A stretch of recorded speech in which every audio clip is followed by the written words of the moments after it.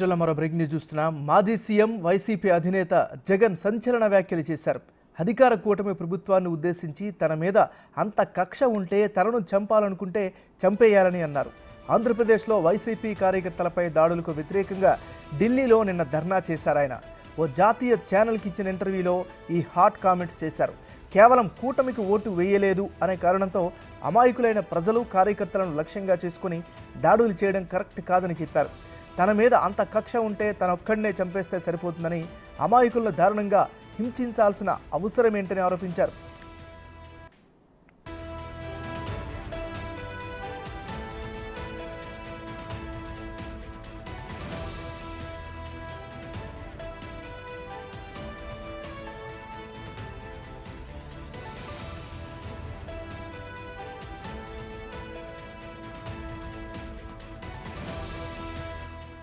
ఇక వైఎస్ జగన్మోహన్ రెడ్డి చేసినటువంటి ట్వీట్ని కనుక ఒకసారి పరిశీలిస్తే, నన్ను చంపాలనుకుంటే చంపేయండి, అంతేగాని మీకు ఓటు వేయలేదు అనే కారణంతో అమాయకులైన ప్రజలు కార్యకర్తలను లక్ష్యంగా చేసుకుని ఇలా దాడులు చేయడం కరెక్ట్ కాదంటూ వైఎస్ జగన్మోహన్ రెడ్డికి సంబంధించిన ట్వీట్ మనం చూస్తున్నాం. బిగ్ టీవీ స్క్రీన్ పైన వైఎస్ఆర్ కాంగ్రెస్ పార్టీ అఫీషియల్ పేజ్లో ఈ ట్వీట్ అయితే కనిపిస్తుంది. నన్ను చంపాలనుకుంటే చంపేయండి, అంతేగాని మీకు ఓటు వేయలేదు అనే కారణంతో అమాయకులైన ప్రజలు కార్యకర్తలను లక్ష్యంగా చేసుకుని ఇలా దాడులు చేయడం కరెక్ట్ కాదంటూ వైఎస్ జగన్మోహన్ రెడ్డికి సంబంధించినటువంటి ట్వీట్ అయితే కనిపిస్తోంది.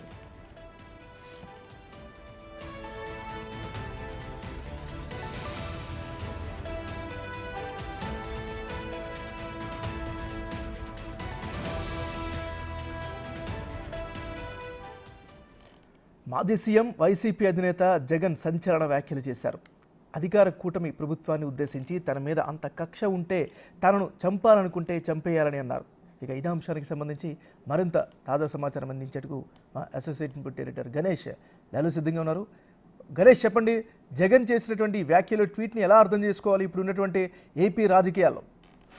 అంటే దేశ రాజధానిలో జగన్ అంటే వైఎస్ఆర్ పార్టీ అధినేతగా ఉన్న జగన్ నిన్న ధర్నా సందర్భంగా ఆ తర్వాత ఒక మీడియాకి ఇచ్చిన ఇంటర్వ్యూలో ఆయన చేసిన కామెంట్స్ అనేవి చర్చనీయాంశంగా మారాయి. ఎందుకంటే ఇంతవరకు చాలా వరకు తమ కార్యకర్తలను హత్యలు చేస్తున్నారు, లేకపోతే రాజకీయ హత్యలు జరుగుతున్నాయి అనేది ఒక కీలకంగా జరుగుతున్న చర్చ నేపథ్యంలో ఇప్పుడు ఆయన నేరుగా నన్ను చంపాలనుకుంటే నన్ను చంపండి, లేదనుకుంటే మీరు ఇలాగా ఓటు వేయలేని కార్యకర్తలకు కావచ్చు, లేకపోతే ప్రజలకు కావచ్చు, లేకపోతే మిగతా వాళ్ళని కావచ్చు టార్గెట్గా చేసుకుని ఇలా హత్యా రాజకీయాలు చేయడం కరెక్ట్ కాదనేది ఆయన ఆ మీడియా ఎదుటి చేసిన కామెంట్స్ అనేవి ఇప్పుడు ఎక్స్లో వైసీపీ అధికారికంగానే దాన్ని ప్రకటించింది. అంటే పూర్తిగా ఒక పార్టీ స్టాండ్ లాగా దీన్ని తీసుకుని ప్రకటించినట్లుగా మనకు కనిపిస్తుంది.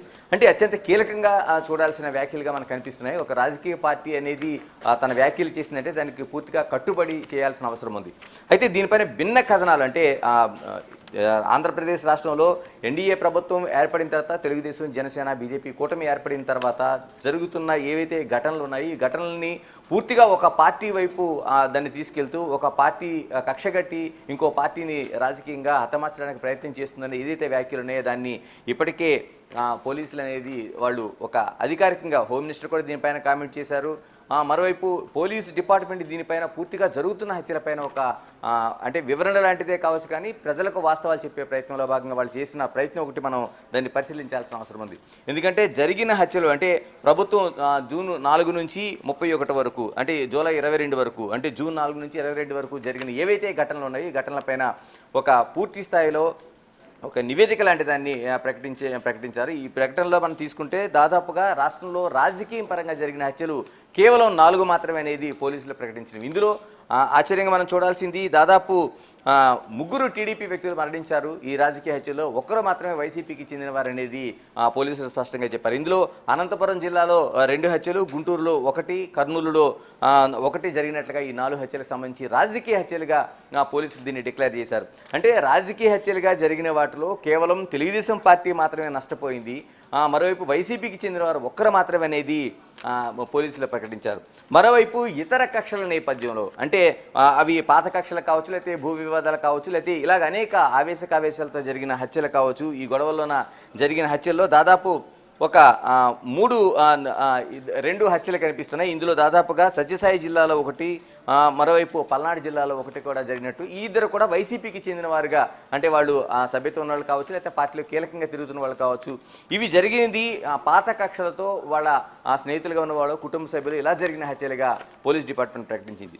అయితే వైసీపీ దీన్ని పూర్తిగా ముందు నుంచి కూడా ఇవన్నీ కూడా రాజకీయ టార్గెట్గా చేస్తూ వైసీపీని అంతమొందించే ప్రయత్నంలో భాగంగా హత్యలు జరుగుతున్నాయనేది చెప్పింది. ఏపీలో ఇప్పటికే 31 రాజకీయ హత్యలు జరిగాయనేది కీలకంగా ఆ పార్టీ అధినేత వైఎస్ జగన్మోహన్ రెడ్డి చెప్తున్నారు. దీనికి ముందుగా ఆజ్యం పోస్తూ వైసీపీ ఎంపీ మిథున్ రెడ్డి పార్లమెంటులోనే దీన్ని మేము చర్చిస్తామనేది ఒక కీలకమైన చర్చగా ఆయన తీసుకొచ్చారు.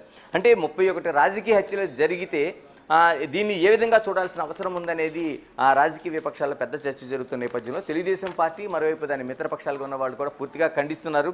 ఇప్పటికి జరిగిన దాని వాస్తవాలు చెప్పాలి, 31 హత్యలు ఎక్కడ జరిగాయి చూపించాలనేది ఒక కీలకమైన ప్రశ్నగా వైసీపీకి వాళ్ళు ఎత్తి చూపుతున్నారు. దీన్ని సపోర్ట్ చేస్తూ పోలీస్ డిపార్ట్మెంట్ ఇచ్చిన ప్రకటన చూస్తే మామూలుగా జరిగిన, అంటే రాజకీయ హత్యలుగా జరిగినవి 4 జరిగినాయి, మిగతా పాత కక్షలతో జరిగినవి దాదాపు 2 మాత్రమే జరిగాయి. టోటల్గా ఒక 6 మర్డర్స్ మాత్రమే రాష్ట్రంలో జరిగాయి అనేది వాళ్ళు పోలీసులు కీలకంగా చెప్తున్నారు.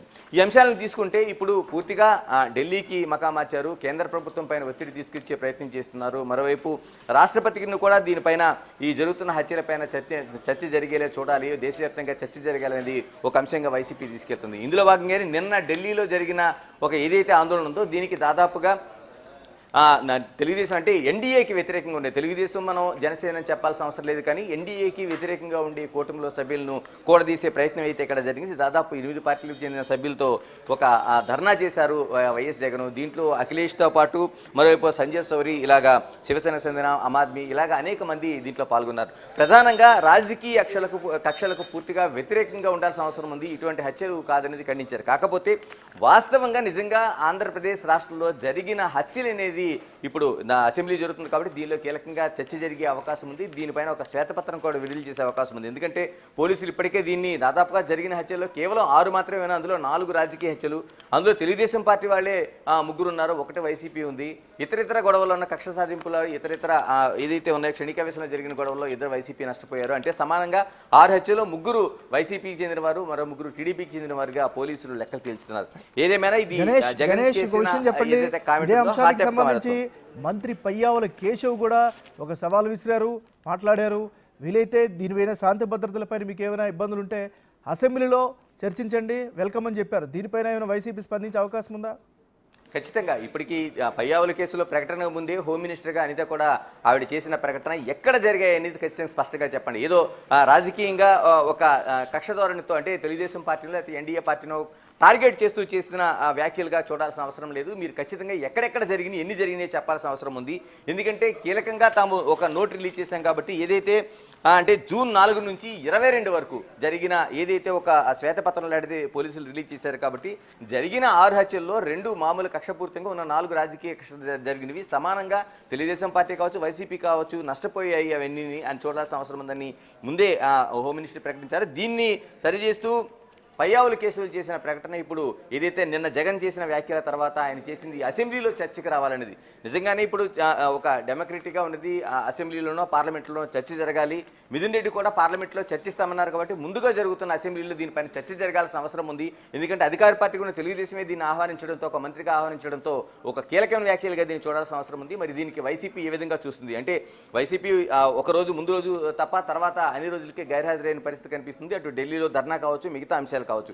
మరి ఏదైతే జగన్ ఈ రోజు చేసిన ఆ వ్యాఖ్యలు, నిన్న ఒక మీడియా ఎదుటిగా చేసిన వ్యాఖ్యలు, దాన్ని అధికారికంగా ఆ పార్టీ ఓన్ చేసుకున్న పరిస్థితుల మధ్యలో నన్ను చంపాలనుకుంటే చంపండి, ఏదైతే మీకు ఓటు వేయలేని కార్యకర్తలు ఎవరైతే ఉన్నారో వాళ్ళని, ప్రజల్ని ఇబ్బంది పెట్టి హత్యలు చేయడం కరెక్ట్ కాదని ఏదైతే జగన్మోహన్ రెడ్డి చేసిన వ్యాఖ్యలపైన ఖచ్చితంగా అసెంబ్లీలో చర్చ జరగాలని అధికార పార్టీ ఆహ్వానిస్తున్న నేపథ్యంలో ఆ పార్టీ వైసీపీ ఏ విధంగా చూస్తుంది, నిజంగా వెళ్ళి నిజంగా చర్చకు దాన్ని నోటీస్ ఇచ్చి చర్చలో పాల్గొంటారా, దీనిపైన తీవ్రమైన చర్చ జరుగుతుందా, లేకపోతే కేవలం ఆయన ఇచ్చిన ఆహ్వానాన్ని ఒక రాజకీయ దానిగానే తీసివేసి వైసీపీ తన స్టాండ్ ప్రకారం చేస్తున్న ఏదైతే ఉందో ఆందోళనలు, ధర్నాలు ఈ విధంగా ప్రయాణం చేస్తుందనేది చూడాల్సిన అంశంగా మనకు కనిపిస్తోంది. Thank you Ganesh.